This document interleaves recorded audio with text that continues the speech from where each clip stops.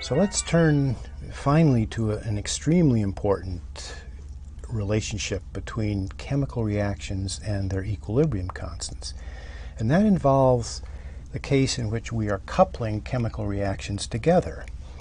And just to use the previous example, let's suppose we're forming phosgene from carbon monoxide and Cl2.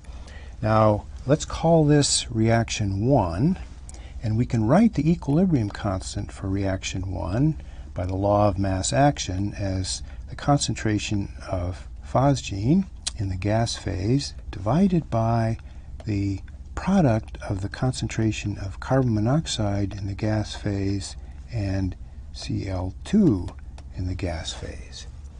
But now let's couple that reaction with the reaction between phosgene and water. This actually happens in the atmosphere because of the intrinsic water content of air.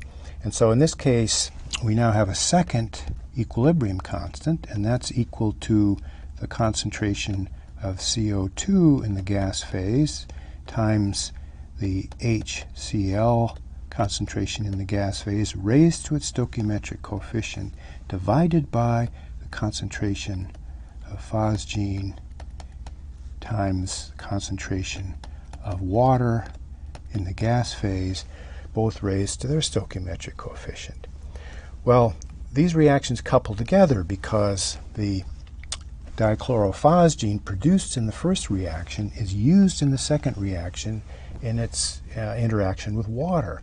So if I add those two reactions together, the phosgene cancels out because it's a product of the first reaction and it's a reactant in the second reaction. So that gives me the net of carbon monoxide gas plus chlorine gas plus water, also in the gas phase, forming CO2 in the gas phase plus 2 HCl molecules also in the gas phase.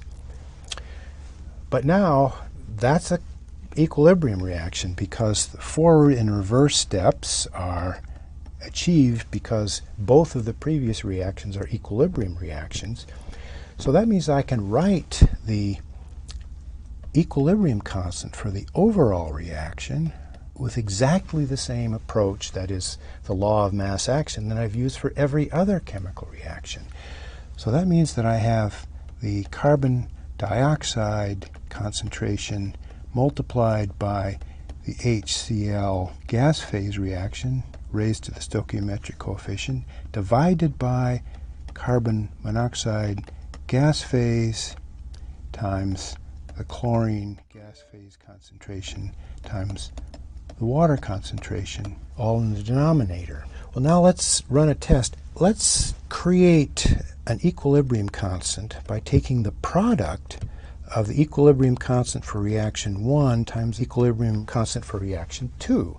To do that, we simply write down what K sub 1 is. That's the phosgene concentration, gas phase, divided by carbon monoxide concentration times the Cl2 concentration. And then I multiply that by K2, which is the CO2 gas phase concentration times HCl gas phase squared divided by the phosgene concentration multiplied by the concentration of water vapor. But now let's see what happens. I look at this and I realize that the phosgene concentration in the denominator cancels the phosgene concentration in the numerator, and this gives me an equilibrium constant that's the product of CO2 in the gas phase times HCl in the gas phase squared divided by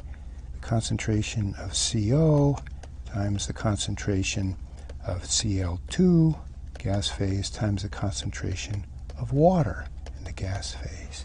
But now I inspect the equilibrium constant for the overall reaction that I deduced by adding those two reactions together, and I compare that to the equilibrium constant that I determined by multiplying the equilibrium constant for each of the reactions that made up the overall reaction.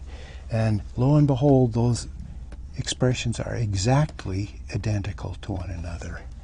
And that demonstrates an extremely important principle, and one that's profoundly valuable in the chemistry of equilibrium reactions. And that is, if I add reactions together, I have to multiply the equilibrium constant for each one of those reactions to get the equilibrium constant for the overall process. And I've worked this out for two reactions that are coupled, namely the product of the first reaction is used as a reactant in the second. But I could have a string of 10 reactions running on coupled together, and the fundamental principle stays the same. I would take each one of the equilibrium constants for each one of those reactions, and I would multiply each one of those equilibrium constants times one another to come up with the equilibrium constant for the overall reaction, independent of how many reactions are required to form the final overall reaction.